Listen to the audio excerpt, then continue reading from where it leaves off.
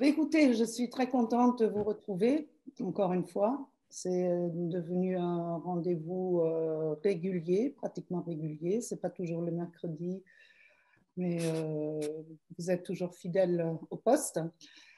Et donc, ce soir, on est avec Léa Dumayet. Léa, si tu peux dire quelque chose pour qu'on te voit à l'écran. Oui, oui, je suis là. Bonsoir. Donc, Léa, plein de gens la connaissent. Et tu vas quand même te présenter un peu ton parcours.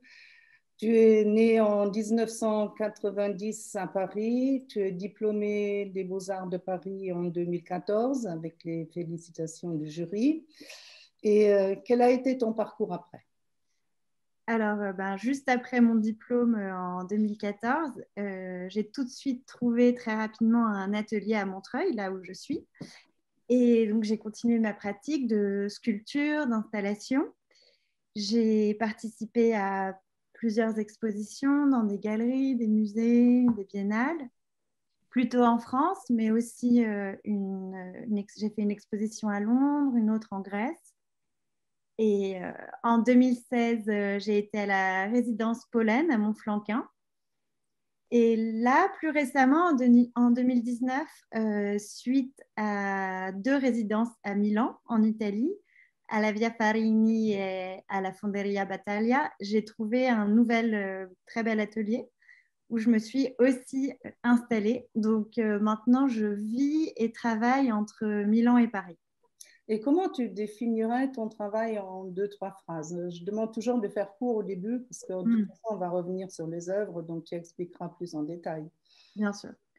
Je dirais que ma pratique est avant tout une recherche instinctive et empirique sur les caractéristiques des matériaux que je trouve et puis que j'utilise. Donc, ce sont souvent des matériaux industriels, plutôt comme le métal, le plexiglas ou des tendeurs élastiques. Mais aussi, je m'intéresse beaucoup aux éléments naturels que je récolte particulièrement au bord de la mer. Et je dirais que mes pièces sont à la fois fragiles et stables et qu'elles oscillent entre légèreté et pesanteur, entre équilibre et vertige. Bon, on va rentrer tout de suite dans le vif du sujet en partageant l'écran. Voilà. Et on va commencer avec ton exposition de diplôme. En fait, c'est là que je t'ai connue parce que j'étais venue voir un autre artiste. Et puis, tout à fait par hasard, j'ai atterri dans l'atelier comment il s'appelle, Emmanuel Saunier, où tu avais présenté tes pièces. Et j'étais absolument subjuguée par ton installation, tout en finesse, en légèreté, et qui formait une sorte de dessin tridimensionnel. Oui, donc c'était une installation qui était constituée d'une quinzaine de longues tiges de métal entre 4 et 8 mètres de long. Et elles étaient toutes retenues et reliées entre elles grâce à la force de petits aimants qui étaient accrochés donc aux poutres métalliques de l'atelier en hauteur et entre elles, entre les bouts des tiges. Mais ce qui est important pour moi de raconter au sujet de cette grande installation, Donc, je me suis emmêlée les pinceaux là. c'est pas grave, c'est son titre. Je l'ai appelé C'est une question de mort ou de vie. Et en fait, je trouvais ça drôle d'échanger de place les mots vie et mort dans l'expression dans le sens, parce que faire vivre l'installation, c'est-à-dire vraiment en déambulant à travers, c'était un espoir qui prenait le dessus sur la possibilité de la dangerosité. Et aujourd'hui, cette installation et ce titre sont toujours très représentatifs de mon travail parce que je cherche toujours et encore à déstabiliser le visiteur. C'est-à-dire que j'essaye de lui donner le vertige, celui que je ressens moi-même très souvent. C'est un vertige qui est justement à la frontière entre la vie et la mort ou la mort et la vie. Et dans cette installation, dans ce grand dessin dans l'espace, comme tu disais, j'avais aussi également suspendu une sculpture en bronze que j'ai nommée Transi, Donc, c'est une sculpture que j'avais faite lors d'un stage à la Fonderie Coubertin, grâce à l'École des Beaux-Arts en 2012. Et donc, j'étais sur place dans les ateliers de cette magnifique fonderie et je devais créer d'abord la sculpture en cire avant de la couler en bronze. Mais j'ai très vite compris que je n'aimais pas du tout modeler cette matière qui ne correspondait pas à mes habitudes avec le métal. Alors, vu que la cire chaude passe d'un état liquide à un état solide en quelques minutes, j'ai pensé à souffler dessus juste avant qu'elle ne se solidifie. Et ainsi, avec l'air, j'avais trouvé un moyen de la modeler sans la toucher. Donc, suite à plusieurs expériences et à l'aide d'un tube compresseur d'air, j'ai réussi à figer le mouvement sur la cire en créant des petites explosions qui ressemblaient un peu comme des cratères. Et donc, avec plusieurs petits morceaux de ces empreintes de souffle, j'ai constitué un volume qui faisait penser un peu à une météorite. Une météorite bleue, un bleu très intense d'ailleurs. Hein. Et l'idée justement du bronze et du souffle ne t'a pas quitté. Tu es revenu 8 ans plus tard, quand tu as fait une résidence dans une fonderie à Milan que tu as déjà mentionnée, très réputée, la Fonderia Battaglia, qui a travaillé entre autres avec Lucio Fontana, Alighieri Boetti et Armand. Donc oui. voilà. Effectivement, cette expérience à la Fonderie Coubertin m'a beaucoup marquée et j'ai gardé ensuite longtemps en tête l'idée de refaire ce travail, mais différemment. Et donc cette fois-ci, à la Fonderia Battaglia, mon défi il était bien plus difficile, plus compliqué parce que au lieu de souffler fort pour créer des explosions, j'avais l'intention de créer des vagues très douces, calmes, répétitives, qui venaient vraiment de l'intérieur même de la cire. Et pour les créer, il fallait que je trouve exactement le bon point d'équilibre pour obtenir ces ondulations.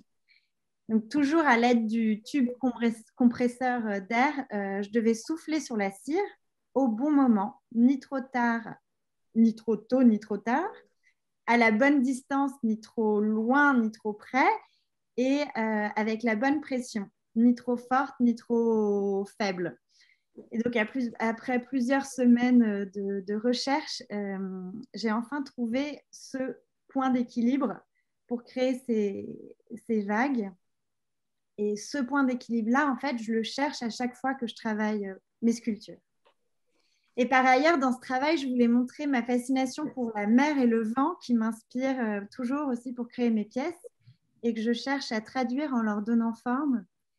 Donc, ces sculptures, je les ai appelées souffle et je trouvais que c'était intéressant d'immortaliser dans le bronze le vent qui est impalpable et qui crée ces vagues.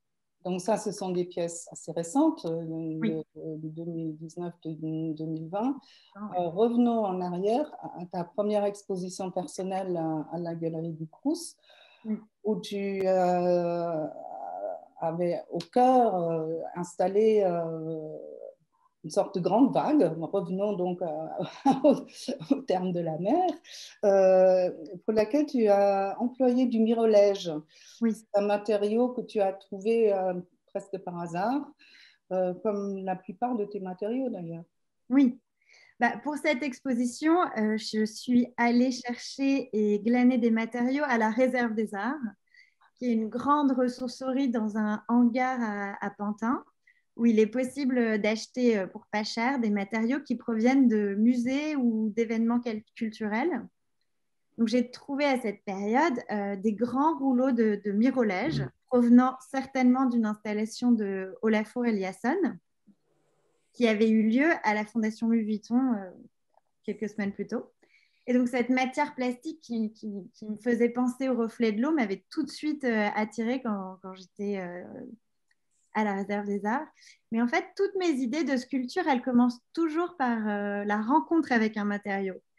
C'est un peu comme un coup de foudre. Je ne prévois pas à l'avance à quoi vont ressembler mes sculptures ou installations parce que je pars directement du concret.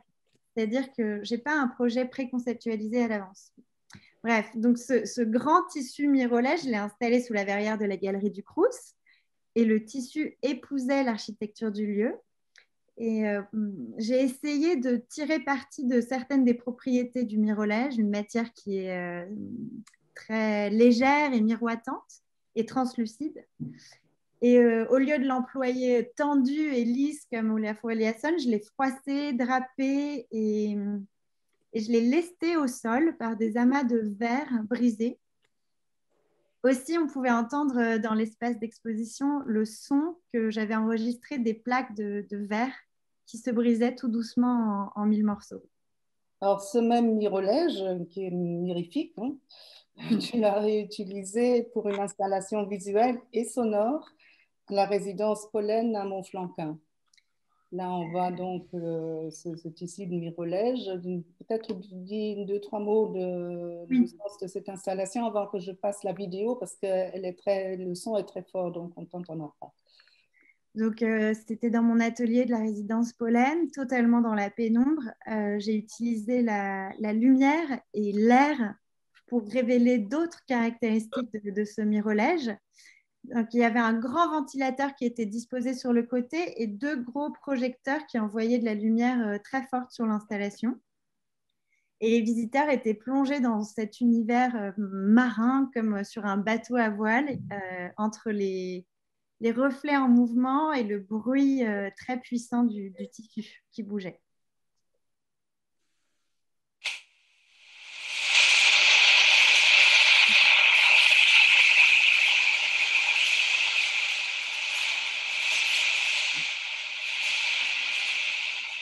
Donc, on a entendu le bruit. On revient au et vous avez vu le mouvement aussi. Oui. Et, je voudrais aussi que tu nous parles brièvement d'une autre installation à Montflanquin, dans le lavoir du village. Oui, en fait, je passais souvent devant ce lavoir et j'avais remarqué qu'il y avait plein de fines toiles d'araignée qui étaient accrochées à la charpente. Elles apparaissaient transparentes et fragiles grâce à la lumière du soleil en fin de journée. Et ça m'a donné envie de tisser ma propre toile en tirant une bobine de fil de nylon de 1 km à l'intérieur de la structure de ce lavoir. Et comme celle des araignées, elle était visible et invisible à la fois selon où l'on se plaçait autour du lavoir et selon la lumière du soleil. Et l'installation révélait d'autre part le potentiel du volume de ce lavoir et en plus, les araignées sont venues s'installer entre les interstices des fils tendus. J'étais contente. Alors, on n'a pas encore vu pour l'instant ton travail extrêmement important sur, ou plutôt avec des plaques de métal. Oui. Alors, je voudrais commencer avec cette sculpture appelée Entre, que tu as montrée pour la première fois à l'exposition de Félicité des Beaux-Arts. Et plus tard aussi à la Biennale de hier. Et là, on voit l'installation aux Beaux-Arts. Oui. Dans cette sculpture, le visiteur était invité à passer à travers, comme à l'intérieur d'une porte. Et quand il l'a traversée, il pouvait aussi la toucher, même la faire danser, parce qu'elle bougeait de gauche à droite et vice-versa. Et en fait, j'aime beaucoup impliquer le public. Souvent dans mon travail, il y a ce rapport un peu sensuel à l'œuvre parce que j'aime que les gens puissent toucher les matériaux. Et celle-ci, on pouvait sentir que les parois vibraient au contact des gens. Et par ailleurs, je pense que ce passage très rapide d'une personne qui passe à l'intérieur suffit à faire vivre la sculpture. Et cela me fait penser à la notion d'inframan, qui est un terme inventé par Duchamp, qui exprime un moment entre deux temps. Léa, il y a un petit problème de son, de son avec toi. Je ne sais pas s'il faut que tu t'approches de ton ordinateur ou pas. Je ne sais pas, vous m'entendez mieux? Là, ça va mieux, oui. Donc, je ne sais plus, je disais que oui, c'était la notion d'inframince, qui est un terme inventé par Duchamp. Je pense qu'il y a quelqu'un qui n'a pas éteint son micro. S'il vous plaît, éteignez vos micros, s'il vous plaît. Oui, je suis en train de regarder une... S'il vous plaît, éteignez Daniel, c'est Daniel. Oui. Merci. Bon, tu peux continuer, Léa. Et voilà. Alors, J'ai désactivé le son. Pardonnez-moi, hein, je pensais avoir fermé mon micro. Là, il n'est toujours pas fermé. voilà, Donc... c'est bon. Alors, donc, je vous disais, ça me fait penser à la notion d'inframince, qui est un terme inventé par Duchamp, qui exprime un moment qui se trouve entre deux temps dans la fulgurance du mouvement. Et dans le cas de cette sculpture, je dirais que dans un premier temps, le spectateur la voit de l'extérieur avant de rentrer à l'intérieur. Puis dans un deuxième temps, il est de l'autre côté. Et entre les deux, il y a eu de l'inframince parce qu'il est entré dans cet espace-temps indéfinissable. Sauf si la personne a envie de rester à l'intérieur de la sculpture un long moment pour la faire danser. Donc il y a soit le choix entre rester dedans ou juste passer à travers. J'avais une belle photo de Mathieu Corradino à l'intérieur de la sculpture.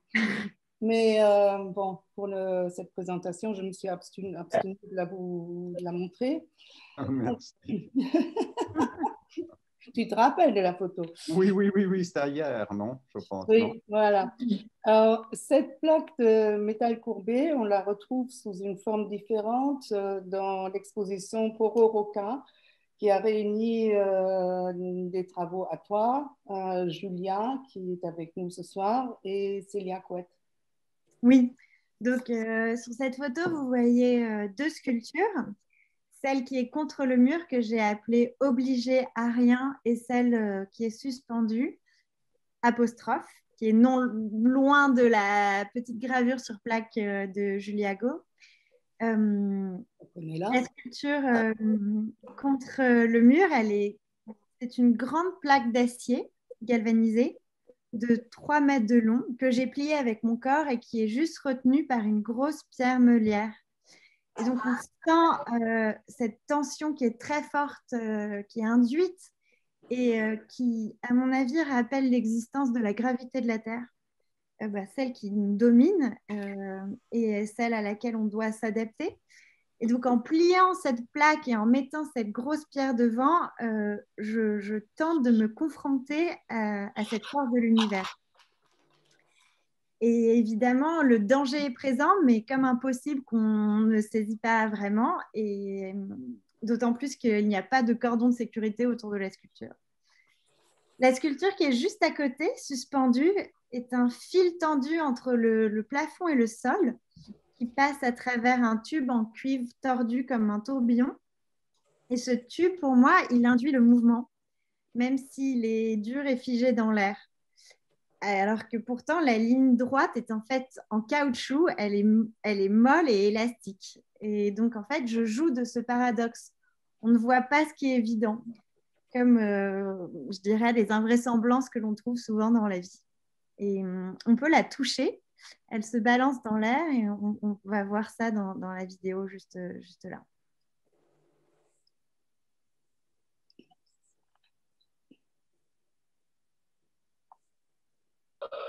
Donc là, tu l'as fait toucher, tu l'as fait vibrer. Je la fais voilà, se balancer dans l'air. Et on comprend que en fait, cette ligne droite n'est pas dure, mais au contraire très, très souple. Voilà.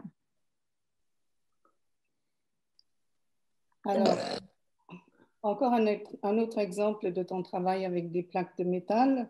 C'est cette sculpture que tu avais présentée à la galerie Unspaced en 2017. Oui, c'était encore une grande plaque de métal.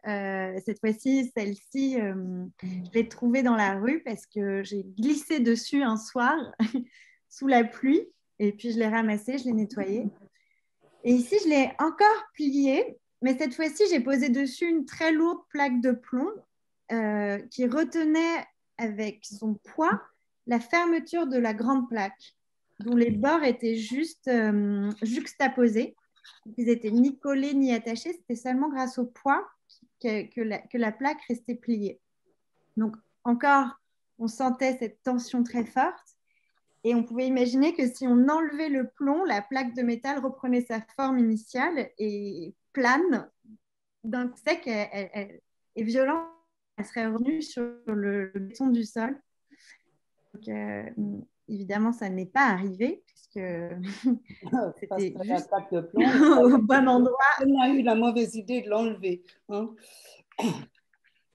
Alors, dans la même exposition, tu avais montré une autre sculpture avec des plaques de plexiglas, cette fois-ci, toujours trouvées à la réserve des arts. Et elles aussi étaient pliées et tenaient en appui au mur et par une corde tendeur et un point en fonte. Et ces sculptures tendues de plexiglas et de métal, on les a retrouvées dans une autre exposition à la galerie La Forêt d'Yvonne en 2018. Donc on voit ici l'ensemble.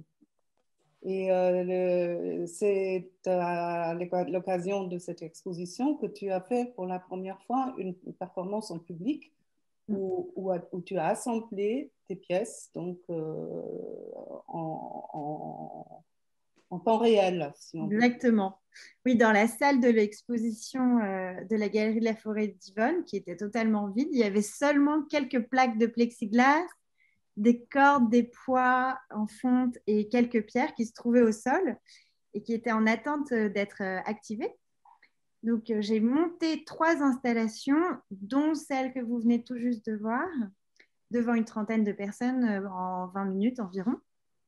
Et en construisant mes sculptures, étape par étape, c'était une manière de dévoiler mes gestes, qui sont toujours à la fois empiriques, mais aussi maîtrisés dans l'immédiateté de l'instant présent.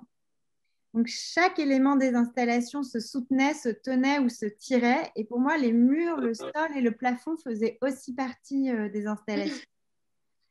Cette performance, elle n'a pas tout à fait été simple, car certains élastiques ont sauté et une plaque de plexiglas a failli briser. Mais justement, c'était le propos. Je cherchais à éveiller le sens des spectateurs en leur montrant les forces des matériaux que j'utilise, c'est-à-dire la limite de la souplesse des plaques de plexiglas, l'élasticité dangereuse des tendeurs et le poids des lourds kilos en fonte et des grosses pierres meulières. Alors, voilà, on voit cette pièce en plus en détail. Et tu as présenté des sculptures similaires dans ton exposition personnelle en 2019 dans la Maison des Arts de Bages. Ouais.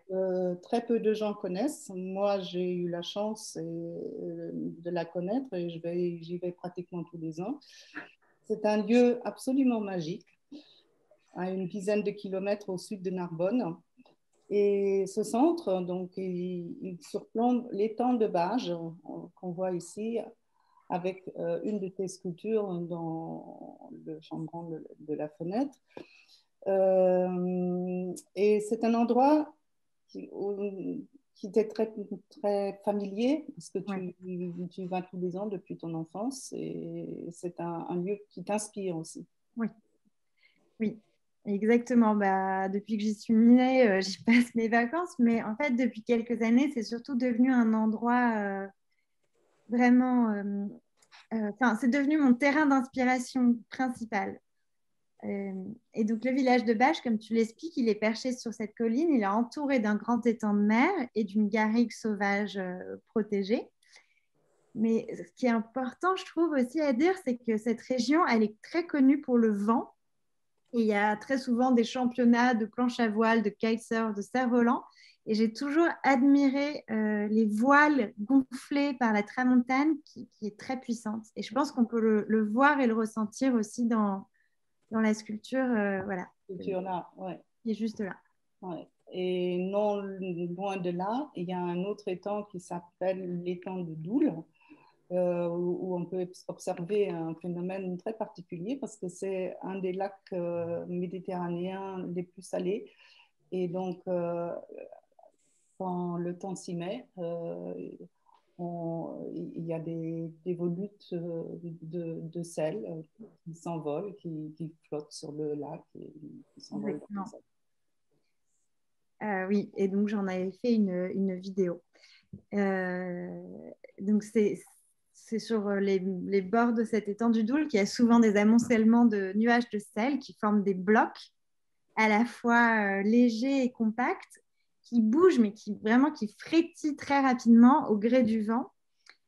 Parfois, ils s'envolent. Et pour moi, en fait, ce phénomène, il produit comme des sculptures naturelles en mouvement, qui me fascinent beaucoup. Ouais. Et dans ton travail, on l'a déjà vu pendant notre présentation, mais on ressent un attachement très très fort à l'espace maritime, à ces espèces que tu récoltes pour les intégrer dans tes sculptures et les installations. Déjà dans ton exposition pourquoi ça ne marche pas? Dans ton exposition aux Beaux-Arts, on avait vu tout au fond, ça ne se voyait pas très bien sur la photo, une sculpture avec des eaux de sèche. Alors ça, c'est une sculpture que tu as refaite plusieurs fois dans des endroits très différents et avec des aspects aussi très différents. Oui. En fait, justement, je voulais vous parler de mon rapport à l'espace maritime et à toutes ces espèces, parce que j'arpente très souvent les plages de la Méditerranée, donc entre Narbonne et Perpignan, mais aussi les plages de l'Atlantique, plus exactement celles de l'île de Ré. Et j'y collecte plein d'étranges objets, disons, qui me fascinent, qui sont venus des eaux profondes, comme les os de sèche, mais aussi les capsules de drey, vous verrez plus tard, ou encore les couteaux de mer. Et donc, je les sors et je les déplace de leur contexte et ils deviennent les motifs, les formes de mes sculptures qui miment le naturel. Et dans cette sculpture que j'ai appelée Nuée, j'ai agencé plus de 1000 os de sèche, je pense même plus, peut-être même 2000. En les assemblant, je voulais donner plusieurs mouvements hérissés ou ondulés pour créer une immense vague ou même, on pourrait croire, une aile d'oiseau géante. Alors voilà, ici vous voyez les capsules de drey, donc je les ai trouvées par centaines sur les plages de l'Atlantique. Et on dirait un peu des algues, mais en fait ce sont les poches des bébés raies. Quand ils sortent de leur capsule, celles-ci, elles s'échouent sur les plages, et elles sont vides et très légères, et elles ressemblent un peu à des chauves-souris ou des petits personnages à quatre pattes. Et moi, je les appelle les acrobates. Là, vous pouvez voir que je les plante dans les murs pour créer des flux en relief qui avancent et qui grimpent. Et dans cette exposition à l'espace Ourcq en 2017, on pouvait vraiment entrer dans l'installation comme dans une grotte. Mais j'utilise aussi ces petites bêtes, ces petits acrobates, pas qu'en installation, mais en objet. Vous verrez, je vous montrerai à la fin. Ouais, on verra plus tard. Et là, on revient à ton exposition à Bages, où tu as montré cette sculpture mobile avec des couteaux de mer qu'on retrouve effectivement dans plusieurs de tes sculptures. Voilà, toujours dans la veine des objets de la nature. Ce que je ramasse compulsivement depuis 3 ans, ce sont vraiment les couteaux de mer. Et ceux-là, je les ai trouvés sur la plage pas loin de Narbonne. Et donc, je crée une ligne qui est faite de tous ces couteaux qui sont assemblés et collés les uns aux autres. Et elle tient en porte-à-faux, c'est-à-dire qu'elle est seulement soutenue en équilibre dans la liane métallique d'un côté, mais sa plus longue partie sort et traverse l'espace. Et dans cette sculpture, justement, tu témoignes de ton souci d'aller à l'essentiel. Bref, donc ton souci d'un certain minimalisme qui est encore plus évident dans cette autre sculpture que tu as montrée à la galerie Chloé Salgado en 2019. Là, on voit l'ensemble, comme c'est très minimaliste, on ne voit pas très bien. Alors, je vais montrer un détail. Voilà, c'est une fine ligne en inox de 3 mètres de long qui flotte de manière gracile dans l'espace et qui tient seulement sur un point. Donc, on sent vraiment sa légèreté. Et je voulais jouer de la précarité, de la fragilité de cet équilibre parce qu'il est vraiment dosé au millimètre près. On pourrait presque croire que la tige va tomber, mais justement, je cherche à rendre cette sensation du presque qui fait un peu peur. Et oui, effectivement, cette sculpture, elle montre bien mon souci du minimalisme parce qu'elle est d'une apparente simplicité, mais pourtant, elle est très étudiée. Et je pense que très souvent, la question qui guide mon travail est comment faire beaucoup avec pas grand-chose. Est-ce que tu as des modèles qui t'ont incité à aller dans ce sens et quels sont des artistes desquels tu te sens proche et auxquels tu aimes te référer justement dans ce souci de minimalisme? Ben, en fait, j'ai bien réfléchi et la plupart des artistes dont je me sens très proche sont plutôt d'origine d'Amérique latine, comme José Davila, Gabriel Orozco et plus particulièrement des artistes brésiliens comme Yol de Freitas, Ligia Clark, Ligia Pape ou France Wiseman. En fait, j'ai été très influencée par ces artistes parce que j'ai vécu presque un an au Brésil en 2013, où j'étais en échange d'études à l'école de Parquelage à Rio de Janeiro.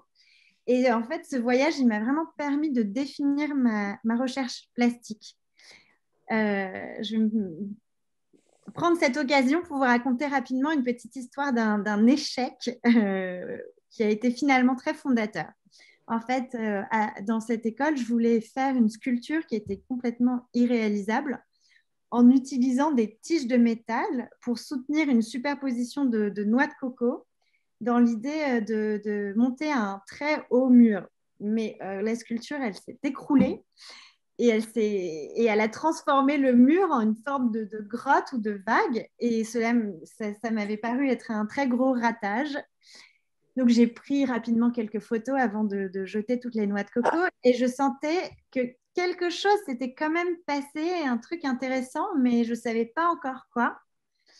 Et donc, en revoyant les photos à mon retour en France, en fait, j'ai compris que c'était l'extraordinaire souplesse des tiges qui m'intéressait et aussi le poids de toutes ces noix de coco. Et je pense que j'avais vraiment répondu à la gravité et donc, c'était juste avant mon diplôme. Donc, je me délivrais enfin de la géométrie scolaire pour m'intéresser vraiment à ce qui m'occupe désormais comme un concept, c'est les caractéristiques propres des matériaux et leurs limites de résistance. Mais je vous l'ai déjà dit et je pense que vous l'avez déjà sûrement très bien compris, mais voilà. Il ne nous reste pas beaucoup de temps, mais je voudrais quand même évoquer quelques-unes de tes dernières expositions et des pièces plus petites que tu as faites pendant les mois de confinement quand tu étais dans ton atelier à Milan. Alors, commençons par l'exposition montée par Culture Foundry au Kremlin-Bicêtre en septembre dernier, avec entre autres cette pièce-là. Oui, donc lors de l'exposition, j'avais présenté cette installation suspendue à plus de 5 mètres de haut et on la découvrait en 3 étapes, donc selon l'architecture du lieu. D'abord, à l'entrée, il fallait juste lever les yeux vers le haut. On l'appréhendait du dessous, puis en montant les escaliers juste à côté d'elle, on s'en approchait vraiment. Et enfin, de la mezzanine, on la voyait de haut. Et cette installation, elle défiait le vide et se maintenait dans une suspension en tension qui ne touchait pas le sol. Et pour moi aussi, le tube en cuivre pourrait figurer le mouvement invisible du tourbillonnement d'une feuille qui tombe dans l'air. Voilà, il dessine l'instantanéité, la chute. Pardon. C'est à Milan, lors de ma résidence à la Via Farini. Donc, j'avais trouvé cette branche par hasard en me promenant dans le cimetière monumentale, qui est très fameux, un peu comme le Père-Lachaise à Paris. Et donc, j'avais beaucoup aimé sa forme courbe et organique. Et ainsi, en la suspendant juste simplement au crochet de ce long élastique, j'avais l'impression de la mettre particulièrement en valeur, de lui donner un nouveau statut. Alors ici, dans mon atelier, c'est mon atelier personnel à Milan. Je pense que cette sculpture, elle se meut vraiment entre courbe et grâce à une touile que j'ai trouvée dans un port plus du tout, et qui permet d'amarrer les bateaux. On ne t'a pas entièrement entendu. La touline, c'est là. Oui, Alors, parce qu'il y a quelqu'un qui... Je n'arrive pas à couper les micros, je ne sais pas pourquoi. Il y a quelqu'un qui a toujours son micro ouvert, donc je crois que ça fait interférence. pardon, ok, je répète rapidement. Donc, c'est une sculpture qui est tenue par une touline qui est très lourde, qui est un objet que j'ai trouvé dans un port et qui permet d'amarrer les bateaux. Voilà.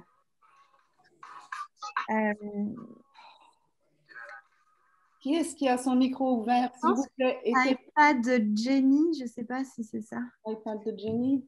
Non, bon, bref, Culbuto, ça c'est une sculpture qui est un peu comme le yin et le yang. Ah non, pardon, maintenant c'est... Ah zut.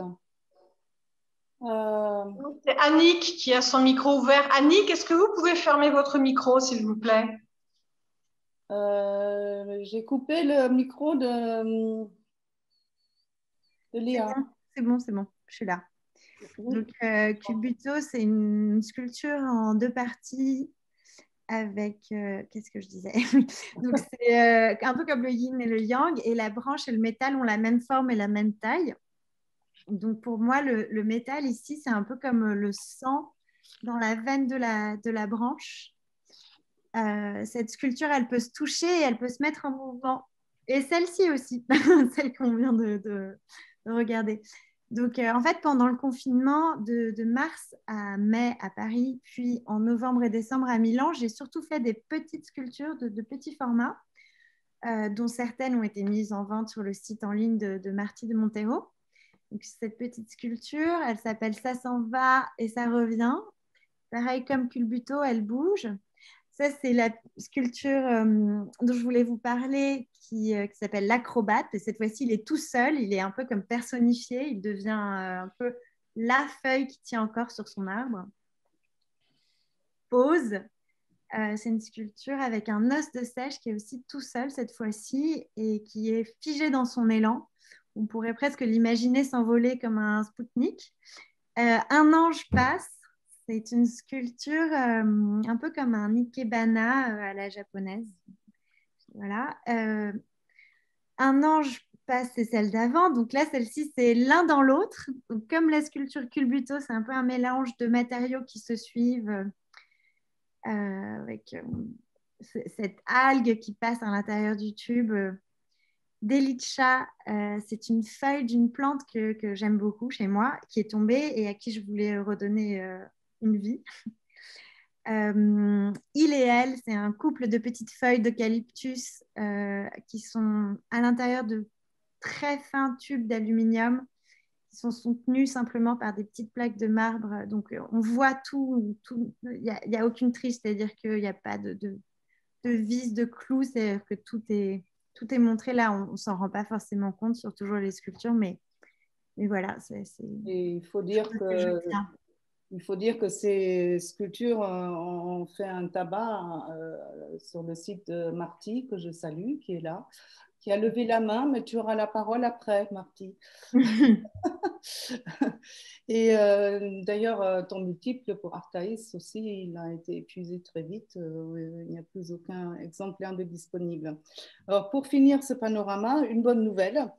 Tu es sur la liste des finalistes du prix de la Fondation François Schneider, Talent contemporain, et tu y présentes cette sculpture qui fait écho à celle que tu avais montrée à Bages, avec encore des couteaux de mer.